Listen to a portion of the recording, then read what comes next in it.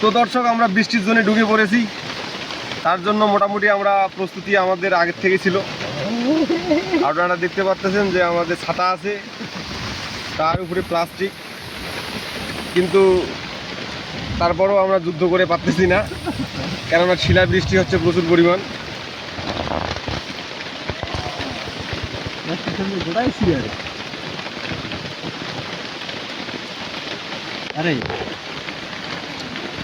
এখন আমরা যে একটা অবস্থানে আছি, খুব ব্যাকওয়ার্ড এবং খুবই খারাপ অবস্থানে আছি।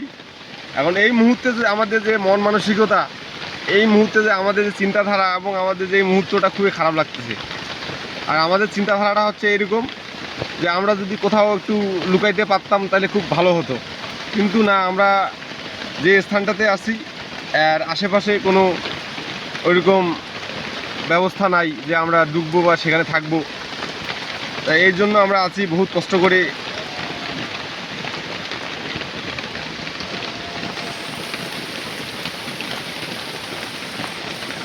তো দেখি এই বৃষ্টির সাথে কতক্ষণ এভাবে যুদ্ধ করে টিকিয়ে থাকা যায়।